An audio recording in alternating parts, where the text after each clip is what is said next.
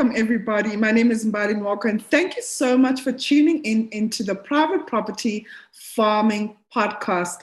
Today, our guest is a female. I always love having women onto the podcast because it just shows you the growth that women are making in the agri sector, but most importantly as well, in our own food gardens. I mean, we are community leaders, we are teachers, and we are nurturers, by virtue of just being a woman. So I'm pretty much excited for this evening's guest because we're talking all things of food gardening 101, or growing your own food. And I know a lot of you at home are doing just that because, the price of food is going up every single week and it's hard to keep up with these price fluctuations. So it's always best to start, putting your fingers into an exercise and getting out there in the garden, especially during lockdown. It's an activity that you could do at home and bring your kids and involve everybody in your household to start growing their food. But most importantly, knowing where your food comes from and how food is grown. And I'm sure we would appreciate food a lot more once we start growing or producing our food. But as always, for you watching at home, please, if you have any questions or comments for our guest, please drop them in the comment section. Like, share this video as much as you can, especially to those individuals who are growing their own food and are passionate about their own food gardens or have started their food gardens or thinking about starting one. So today we are joined by Dominica Albert, who's a herb growth enthusiast. Please follow her on her social media pages because she's got a wealth of information of the do's and don'ts of starting your own garden, how you start a vegetable garden, a herb garden. And I know she touched bases in terms of the technical stuff regards to gardening, the fertilizers, weather conditions, etc. So I think if you have a passion for growing your own food, this podcast is for you. And if you missed today's live, you can always catch us on our Private Property YouTube channel. The Farming Podcast playlist, to be specific, is where you'll find my conversation with Dominica tonight. But without further ado, let's bring in our guest. Dominica, how are you doing? And thank you so much for joining us in the podcast. Thank you so much, Mbali, for having me. It's such a privilege, and I'm very excited to share my passion with you. Absolutely, and I can just see the excitement beaming, It just shows that you love what you do, which is always fantastic. But just, Dominica, just tell us about who you are and why did you decide to teach people about growing their own food and gardening? Well, it technically started about a year ago when I decided, I need to get a hobby because, you need something to get relief for stress. And I just stumbled upon gardening and I didn't have the privilege of anyone to show me how to do it. I thought I didn't have a green thumb after, numerous accounts of failing with growing some herbs and vegetables like we all obviously, sometimes face. Yeah. And yes, it's actually where it started. And I decided to start a blog in February where I thought, people need information. And the platforms where we receive information is from people that are experts. We don't always understand what they are saying. If they talk about potassium or they talk about phosphorus or they talk about nitrogen, you don't have a clue what they're talking about. Micro and macro fertilization and things like that. So I decided to start a blog so that I can show people, everyone is born with a green thumb. And you just need to understand that Earth was made for us to enjoy. It was made to feed us and to look after us mentally and physically, and to share that with the people that follow me on my blog. Right. So you started just about a year ago. What type of crops or flowers did you start with in your garden? Well, the easiest flowers that I started with was gazanias. And, I live in a very... it's humid and it's kind of subtropical weather here in Montana, Pretoria. So you have to be careful with what you grow, because if you grow very, like pansies and things like that dies when you don't grow them the right time of the year. So you need to look after flowers or flowers and things that grows easily with the temperature. that I have. So I started with gazanias, which is amazing flower. You can literally eat it as well. Oh. And it actually self-seeds as well. So you plant them, and the next season they come up by their own. And then also dianthus, I started with that, which is also a self-seeding flower and very easy to grow. It doesn't need a lot of water. So I mainly focused on water-wise plants, like the euphorbia, diamond frost, which is also a wonderful plant. And then the herbs that I focused on was like chilies. Chilies, very easy beginner herb to actually, plant. And then also rosemary. I had a little bit of I didn't have a lot of success with my thyme, I must say, and my mint also, but it's easy to grow once you know how. So later on, I tried it again, and then it was successful. So I would say the best flowers and herbs to start as a beginner gardener. I would say when you want to plant roses, for instance, you feel very intimidated by it, but it's actually very easy.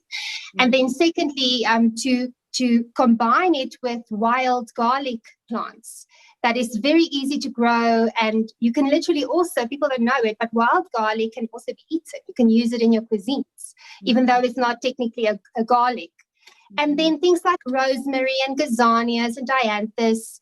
And when it comes to vegetables, I would say the one that I started with was tomatoes, because it's one of the most easiest ones to grow, and it's delicious when you grow it. You can literally taste the difference between homegrown tomatoes and store-bought tomatoes. And then also basil, which I like to combine with a lot of my vegetables. And beans, beans are also very easy to grow and to care for beginners. And then carrots and radishes and things like that. So yes, those are a few of the ones. What a diverse set of crops. I mean, from flowers to basil to beans, herbs, and I'm sitting here listening. How big of a garden do you have to hold all these crops? Like, how are you managing it all? And, what advice would you give someone, firstly, just to start out, but particularly on space? How big of a space does one need? And, some may be living in residential areas, some may be living in apartments. How big of a space does one need to start out with the different type of herbs and vegetables? Well, can I tell you a secret? I'm living in a complex, so I don't have a very big garden. Yeah. So I would say the thing that actually that I found a great interest in is growing vegetables in containers, which is actually so amazing and it's awesome. Anyone can do it. So if you don't have a lot of space and you are limited with regards to space, you can just buy the plastic containers, which is it's actually very affordable from builders or plant land, and to take 35 centimeters by 35 centimeters. You take potting soil. I know I love Melanesian's potting soil because it has fertilizers in it, and the consistency is amazing, and it has compost worked in, so you don't need anything more than that actually. Wow. And so literally, and what's wonderful about having a small garden and growing in containers is the fact that you do not have to crop rotate at all. Yeah. And you will know what I'm talking about being a farmer. It makes it quite difficult when you have to take that in consideration. So you can literally play around with vegetables, seasonal vegetables. For instance, in the summertime, you grow your tomatoes, as much as you love, and then as many as you love. And then when you're done, you just throw this, when they are done blooming, they are done growing, you throw the soil out, you place new soil in, and you just start growing again. So I don't think space should be something that causes people not to plant. Urban gardening is actually a very big thing overseas. I can see with my blog, especially in Australia, the people are busy there with their urban gardens, and they do it in their backyard, and they grow all kinds of vegetables. So it's really doable. And I must tell you, also don't need a lot of information. We have information at the tip of our fingertips with regards to YouTube and internet. So I would say when you have a small apartment, just start by simply buying a few containers and start with the vegetables that you eat. I love tomatoes. And just a tip, if you want to grow tomatoes, what I found is I've read that growing tomatoes with basil literally improves the taste of the tomatoes. And that is true. It was it was the sweetest tomatoes that I ever tasted in my life. And I think it's also because when you grow container vegetables, you can keep your hand on it. You know, you can literally look after it and care for it better than when you have a large field filled with vegetables and things with pests and all that stuff. So it's very easy to actually care for container vegetables and herbs and things like that, and to keep it organic. You know, so definitely you don't need a lot of space. As I said, I live in a complex. I'm very limited with my space. I've got 3 beddings that I work in. The one is my rose bedding. The one is where I plant my annuals. I play around with the annuals. And then the other one is where I have perennials. Now, for the people that do not understand this, perennials is a plant that lives longer than just a season. So you grow them and they can last a year or more. And they do sometimes, obviously, they don't look that well at the end of the season. Then you can decide to take them out. But then you have your annuals, which grows season to season. So you can have a bedding where you play with annuals. And every single season, whatever flowers are available, you can plant there and you can take it out and play around. You know, just start with that. And then I think I've got 4 containers that I grow my vegetables in. For this season, I have lettuce. I've got some spinach, and I've got carrots. And basically, I decided to start with the vegetables that I eat, that I personally eat. Otherwise, it's going to be a waste. Yeah. So, and it's as easy as that. You basically just buy a container, you buy stones, you fill the bottom of the container with stones just to keep the drainage, good drainage. Fill it with, you can choose herb soil, you can make your own organic soil, or you can buy the Melanesian spotting soil, which I'm a personal, it's my personal favorite. And then you grow your vegetables. And then how you care for them is literally to try to keep it as organic as possible. I don't like using chemical fertilizers in my growing my vegetables, because I believe that the soil is extremely important. And that is one thing that I think the youth need to learn again. If you have healthy soil, then, being in a small garden, I'm not talking about farming because that is a different story. But yes, when you have a garden, you just want to produce to feed your own family or to feed your community, the soil is extremely important because it makes the plant strong. If it gets attacks, the plant can literally, help itself through that process. And it also creates a better taste within the vegetables. So I just basically I've got a few examples here. I've got the nitrosol that I use. So I use this as a foliar feed. Yeah. And I also drench my soil with this. And then you can also use the Seagrow. I think a lot of people know about the Seagrow, which is an awesome product as well. And then for pests, with regards to pests in your container plants, I use neem oil. I love neem oil. Okay. And then what is also, if you don't have that money to buy neem oil, you can literally take 1 liter of water with a teaspoon of dishwashing, like Sunlight liquid. Mix it all together, spray it underneath the plants. It's amazing. It really works. I had this, I actually planted a lemon tree in my garden a few months ago. Very proud of my lemon tree. It's like my baby. And I'm trying to not use any chemicals. I'm just experimenting with that. So I've got my earthworm casting that I'm working into this, or placing above the soil. I've got my leaf mulch. And then one day when I woke up, I saw that these little small leaves are curling and falling off. Now, there's various reasons for that. It can be pests, it can be water stress, anything like that. But I decided to because I've read that it's a good way to get rid of aphids and things like that, because I suspected it might be aphids. So I mixed 1 teaspoon of the liters of water and sprayed it on the leaves, and my problem was solved. Wow. Up to now, my tree is actually very healthy. So yes, having a container garden, having a small garden, it's very easy to care for. And I really think that once people start experimenting with this, they'll realize the joy that they will get out of this, in physically and emotionally, and teaching the kids to actually love vegetables again. If they grow their own and then they appreciate it and they want to eat it. No, it's definitely something I would advise people to experiment with. Wow. So I hear you saying you don't need big space. You could start from small plant pots. The advantage of that is that you could put in your own soil and you don't have to crop rotate typically like what farmers have to do. But most importantly, start with vegetables or herbs that you as an individual eat at home so that you could consume Yes. it, right? And I heard you also talking about aphids. Now, I'm a farmer. I know what aphids are.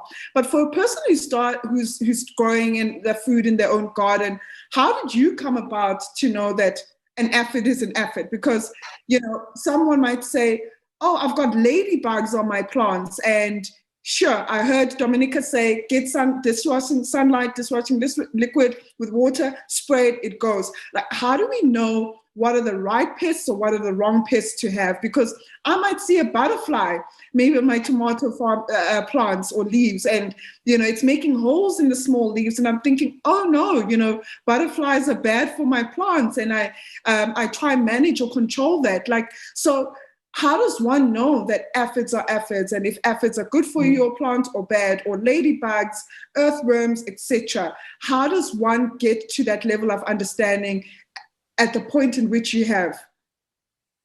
Well, basically what happened is, with a few people that I know that are experts in terms of the pests that I got to know during my gardening journey, I would contact them and ask them. But just to start, aphids are like they literally suck the nutrients out of the leaf, and that damages the plant. So you will see that sometimes typically on a lemon tree, it will be like little black dots. It looks like little black bumps. You don't really know what it is. And then when you try to take it off, it literally pops off. But and then you also have a problem with red spider mite or different types of spider mites that you get. But I have to say that be very careful how you deal with these, because as you said, there are beneficial insects as well. We all want ladybugs in our garden because they feed on the aphids. They love aphids. So by using, I know that Margaret Roberts, for instance, has a insecticide. And I know the Ludwig's also organic insecticide is good to use, because the minute you start using Koinor, or for those who don't know Koinor, it's an insecticide that you pour or drench the soil with. It's very easy to use because it gets rid of all your problems, but it also gets rid of all the beneficial insects. So I think to start to identify which bugs is not good for your garden, I think the main ones is basically aphids and lice, and red spider mites and things like that. And you will later learn as you go through your gardening journey, you will start seeing the results. Even snails can really cause a lot of damage. And I just also want to mention quickly, Bali, something that's quite interesting. There's certain plants that people advise you to plant to get rid of snails, for instance. Okay. So, for instance, they say you must plant marigolds in your garden to get rid of snails. But interesting enough, during my journey, I did that. And guess what? I got more snails in my garden. Okay.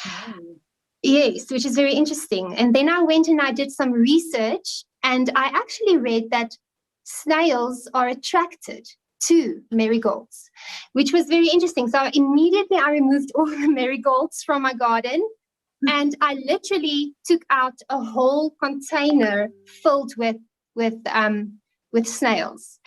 So snails, it is, you need to, with a journey you will learn. And one thing how you can get rid of snails in an easy way is to place like a container with beer in. There's a lot of things you can read on internet how to get rid of snails organically, because again, you don't want to use stuff that will mess up the microbial or the microbes within your soil, or the pH of your soil, because then you can do whatever you want with the plants. They are not going to be healthy, and the vegetables are also not going to be healthy to you, for your body. So, and then with regards to aphids, like I said, you will literally see it underneath the leaves. Usually, if you turn the leaf around, you will see that it's like the sucking insects are underneath the leaves. And then also your spider mites, how you see that you have spider mites, you'll see the top side of the leaf is almost as if it has dots of it's, the green is lightening. And then when you turn the leaf around, you see this little white, it looks like dust, and then also a little bit of red bugs underneath. And actually, the problem with spider mites that I also learned through my journey is it's usually when a plant has lack of water. Then it's dry, and it's something, the whole process of the sap flow of the plant causes those mites to attach itself, because they feed off the sap that is more concentrated when your plant is water stressed. So yes, those are a few that I've learned. And you want ladybugs in your garden. You don't want to get rid of them because they feed on the aphids. You want praying mantis in your garden, because they actually get rid of a lot of the bad bugs as well, and they also get rid of mosquitoes. Wow. So you want that. Yeah, very interesting. They eat a lot of mosquitoes in one day. So and then you also, butterflies won't cause any harm. They actually help pollinate your plants, and the same with bees. There's different types of pollinators, and then people think, whoa, should I allow these? Not to mention bees, we all love bees, but should I allow these bugs in my garden? But just remember, they all help with pollinating your flowers, except obviously the aphids and the lice. But you want the beneficial insects in your garden to help you pollinate your plants. Right. And even when starting out, Dominica, does one start out with planting seeds directly into the soil, or do we have to go to our local nursery to look for tomato seedlings, herb seedlings? Which one is the best? Well, I think that is a personal, thing between people. Personally, I love starting with seedlings, because it gives me that, the seedlings are already strong. But I know a lot of people that can't afford seedlings. I think it's good to start with seeds. Specifically, tomato seeds, very easy to grow. And once your tomato crop comes up, you can use those tomatoes to plant new tomatoes. And I know a lot of people say they do that. So you literally just cut the tomato, you break it, and you plant it, and the seeds will come up. And I actually experimented with that. I took like a few cherry tomatoes, cut them in half, placed them in soil, covered it lightly, and within a few weeks I had tomato plants. And I was so amazed by how easy tomatoes grow. So I think start with seeds. It's good if you have the patience, because I must say you need a lot of patience with seeds. And then if that's not your thing, and you struggle, with the patience, you struggle with caring for your plants, then rather start buying a few seedlings. And then from there on, you can either use the seeds of your current crop, or you can use, as I said, your tomatoes of your current crop and plant new tomatoes. So yes, it's actually just a personal preference.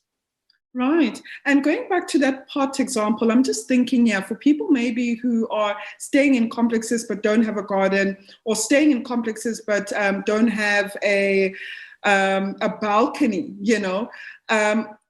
is it also advisable maybe to grow in pots? And I've seen where people put their plants in the windowsill just to have access to sunlight. So my question is, how much sunlight or shade should one have when considering and starting a food garden? Because I know that the sunlight is very important for photosynthesis. So how do we make use of our space for those that maybe don't have gardens or balconies? But which are the different places to put our own pots to ensure that they have enough or sufficient sunlight? Well, I would say that most plants that need sun, like tomatoes, usually your warm weather plants, needs a lot of sun, and they want minimum of 6 hours of sun. So I think morning sun, if you have a spot that at least receives 6 hours of morning sun, but afternoon shade, will be perfect. Let's say you live in an apartment with no space and you don't have sun at all, then I would say maybe against a wall, if you can maybe, you buy these containers that you can drill into the wall. Maybe you can look into that and then grow it next to your window outside in a nice container, that you can get hold of, that's easy to access. So I think, just to be creative with that, with regards to that. And if you have no sun, then I would say, we have those spaces where literally you don't receive any sun, and it's small areas, I would think then focus on vegetables. Google which vegetables can be grown in shade. There's a lot of wonderful herbs that can be grown that doesn't need a lot of sun, that actually thrives without sun. And yes, so I think if it doesn't need direct light, but if you have a window that receives a little bit of light, it's not dark, it's not too much shade, it gets indirect light, then that is still fine to actually grow some herbs in that specific windowsill. So, Great. yes. Awesome. And how do we know how much watering we should put on our plants? Because especially for startup garden growers, you just think, as humans, we drink water every day. Do the plants need watering every day? How do you check when the plants need water? So basically, does the nursery tell you how often to water these seedlings, or does the packaging label in the seed packets tell you? How does one navigate around watering their crops? Well, I think that the nursery plants, the packages that you buy don't necessarily tell you that. And I think they should educate with regards to that, because I think the biggest problem with starting your own garden is either overwatering or underwatering, and people don't know how. But I would say a rule of thumb that I use is when you place your finger in the soil and you put it basically at the first knuckle and it feels quite dry, then it's definitely time to water. But it also depends what vegetable you are growing. For instance, tomatoes do not like water on their leaves. They do not like a lot of water. It's actually a very water-wise plant. The same with your peppers and your chilies. So I think it depends on the type of vegetable you're growing, like lettuce and so on. They need water. They don't want to be filled with water, but they want their soil to be moist. So I think to start with, to make sure that you are on the right track, is to just place your finger in the soil. If it feels dry, then you water. I think that is the rule of thumb. Then secondly, how I taught myself is literally by Googling. Going on Google and saying, how often to water your roses, how often to water your vegetables, how often to water rosemary, and then to learn by doing that. I must say, by reading, you learn so much and it sticks. Yeah. I can definitely attest to that, Dominica, because when I started farming, Google and YouTube and just agri publications were my go-to guide for learning how to farm, especially with the crops that I've dealt with. So there's no shame in a YouTube channel. There's no shame in Googling. I mean, this is what the experts are for, and you get to see it live, the individuals testing and trialing, and also sharing their experiences as they go along. And I think from everything that I've heard you say, it's about trialing, testing, understanding that you will make mistakes, and those mistakes. So whether overwatering, underwatering, that mistake will teach you something in the process. Where you thought ladybugs were the wrong insect to have, thank God for this podcast and you telling us this is now. Ladybugs are good, I will also find out, because when growing your own food, it requires a lot of time. And, during COVID, everybody's in Zoom or Teams meetings or online meetings back to back. How much time does one have to give themselves to manage or monitor their garden? Is it something that you do once a day for like 10, 15 minutes, or do you just pop in and look at your plants? Or do you have to physically spend some time, fluffing up the soil, or maybe making sure that the plant is straight up? How much time does one give? Or maybe just share on your experience in terms of how much time do you spend in your garden? Well, I'm a full-time teacher, as you know, so I leave at 6 o'clock in the morning and I come back at 4 o'clock, 4:30 in the afternoon. So I definitely do not have a lot of time on my hands to spend in my garden. So what I typically do is, to get rid of my stress, the best thing for me is to take my shoes off, walk barefoot into my garden during summer, obviously, and to attend to my plants. And I only spend an hour. Well, an hour is actually too much. I spend like 30 to 45 minutes. Check on my plants, make sure they're fine. If they look a little bit droopy, I give them water. But I try, container plants actually needs water more regularly than bedding plants.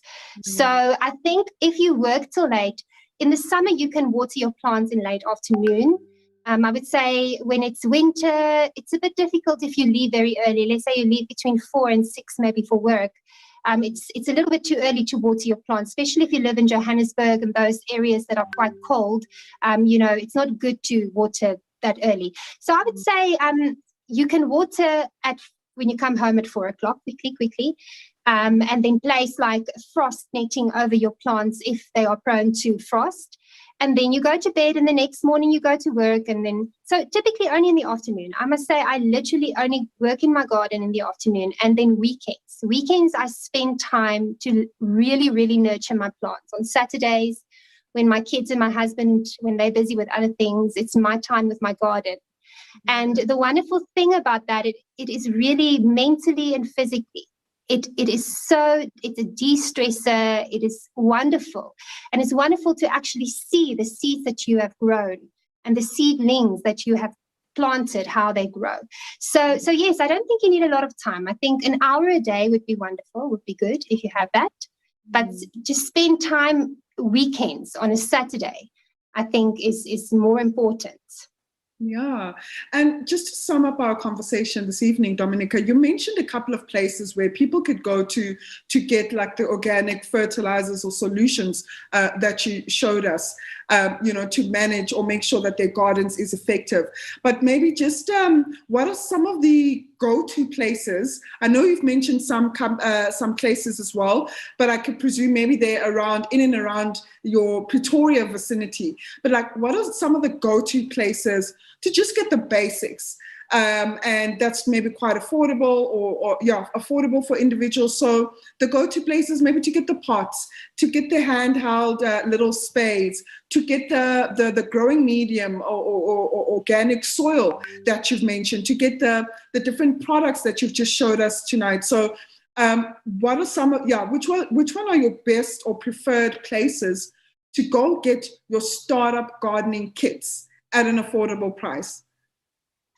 Well, again, from my side or my point of view, I started my gardening journey with there's this organization. It's not very well known, but they call it Garden of Eden Gardening School.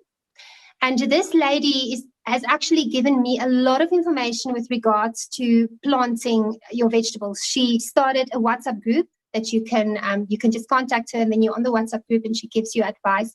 She also has a Facebook page, Gardening of Eden Gardening School, where she gives you a lot of tips on growing organic, healthy food. So I started there, and they also have their own ranges of products that you can buy from them, and it's very affordable and it lasts very long. It's like organic plant food and things like that. And so I was there for a little while, that helped me for a stage. And then later on, being only like literally 5 kilometers from Plantland and Menlyn, there's a man there named Stanley. And he is actually the guy that runs the Plantland Menlyn. And he is so clued up. So every time I have a question, I literally quickly go pop into his office and just ask him, please help. What should I use? What should I use? And I must say, they've got such a variety of container planting materials that you need, your soil, your fertilizers that you can choose from. So just shop around, that is definitely one way. So those are my go-to, must I say. And then with regards to information, I would say I literally, like I told you, Google everything. So when I have a question, I go on Google and I type in my question, and I would spend like 20 minutes reading and taking a little bit of information everywhere. And writing it down. I've got a little diary that I put together where I write down the flower that I planted, my experience, what I've learned, what didn't help, to keep a journal of that. And yes, I think that is my go-to. It's internet, Stanley at Plantland, and then definitely the Garden of Eden Garden School. That lady, she's really clued up on organic gardening. Yes, definitely. Wow. Awesome. And I suppose people can be in touch with you as well, because yes, for sure. If they're beginner gardeners, I would definitely teach them everything I know.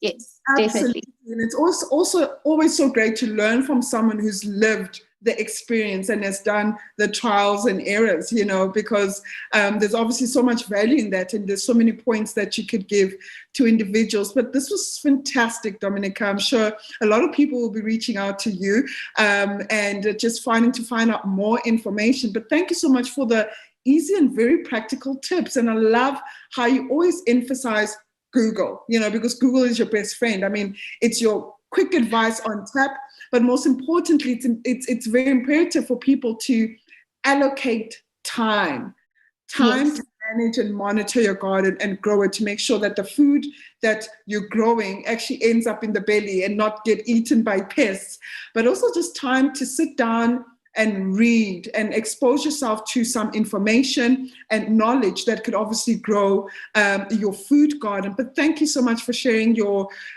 insights with us and for sharing your experience. This was awesome. And thank you for your time this evening. Thank you so much for having me. It was such a privilege and it was wonderful meeting you. Thank you. Thank you, Dominica. That was Dominica Albert, who's a teacher and her growth enthusiast. She's told us everything about home gardening. I mean, you could start your garden outdoors or indoors, but obviously make sure that the crops that you're growing are good for your outdoors or indoors. She gave us tips about how to water, when to water, where to go to start your own organic food supply, and most importantly, start with crops that you consume in your household. And if you are a flower lover, I mean, you could just go wild or crazy with the different flowers that you want to trial out with. And most importantly, she mentioned that you don't have to have big spaces in your garden. You could start in plant pots, which you could get at your nearby garden shop. You could also decide whether you farm in seeds or seedlings. The preference is up to you, but also always make sure you read labels, you research, you read blogs online, you follow her page, and also Google and listen to or watch YouTube channels that could just guide you in the effective growth of your crops. So if you missed tonight's conversation with Dominica, catch us on our YouTube channel, ask questions there, and we'll make sure that we answer them to the best of our ability. But otherwise, reach out to Dominica herself, and we'll share her social media channel handles on our YouTube channel for you to contact her directly. That's it for me this week. Catch me again next week, Tuesday, with another awesome guest. And thank you so much for joining us, and have a lovely, warm weekend. Take care.